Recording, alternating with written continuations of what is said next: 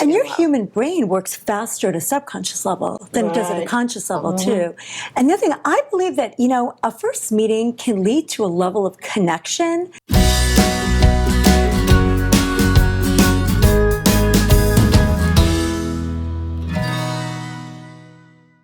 Do we believe in love at first sight? Is it possible that that really happens? I got to take and say no. I believe in lust at first sight. I believe there's a huge difference between in love and loving. And I'd have to, I go back to my clients, but also to my own experience. I actually was dating a man. I had been dating him for about a year, and all of a sudden, a year later, I fell in love with him. And we both felt it shift.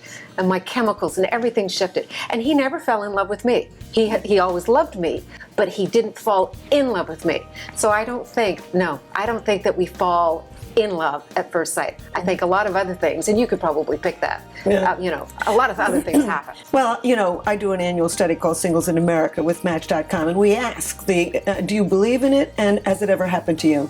And every year, about 40% of men say it had happened to them, and about 30% of women say that it has happened to them.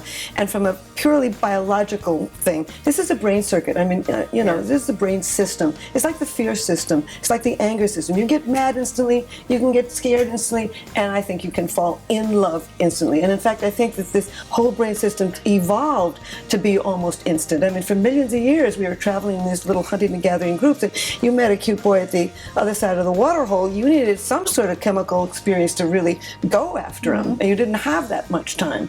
And you see throughout the animal community, you'll see animals become instantly attracted to another particular creature. But attraction and in love, I don't think are the same thing.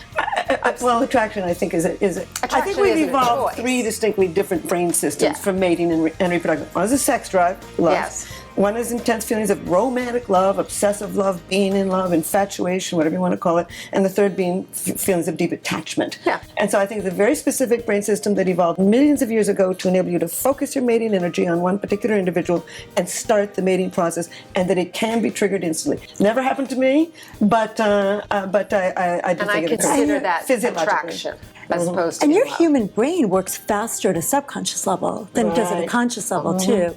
And the other thing, I believe that, a first meeting can lead to a level of connection, and then, the debate of what do we mean by love, which I think what we're getting at with attraction. But is that love? Is connection? Connection. Right. I mean, I think it can be the beginning of it, actually. I think it can be the beginning of connection, and especially, you've got things working at the subconscious level, right? Much more rapidly than at the conscious level. I think you really want all three. I mean, you want a craving for sex with this person. You want to be madly in love with this person, and you want to feel the deep sense of attachment to that person.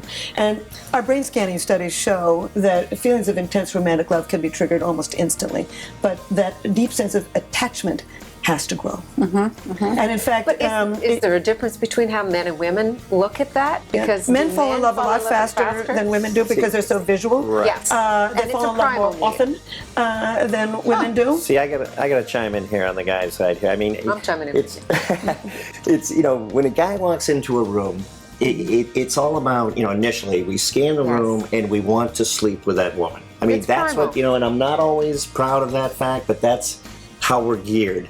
And then we go down our checklist, our criteria, but that happens, 3 weeks, month, well, 3 it's months adaptive. later. I mean, from a Darwinian perspective, it's adaptive to mating. But is she a high-value woman? Does she provide mystery and challenge to me? Does she have hobbies and passions? Does she? Is she hilarious? Is she hilarious? Great. Yeah. Does she spend enough time with me? Right. So it takes us time before we go down that checklist, and our DNA is resisting our singlehood. It takes women more time. Well, we it are takes the a different choosy time. sex. We don't focus on that primal need as much. We have the same reptilian brain. We have the same spurt, but we just quickly move our way past that and go, oh, wait a minute. So whereas you guys would have a primal response. And that is our primal response, right? We want to sleep with you. We're going to move from the primal, which might be just that big, and we're going to move quickly to the rational. Sure. Is like, okay, is this a good thing? I don't think it always happens that way. And then we meet halfway through in the after sex in the elevator.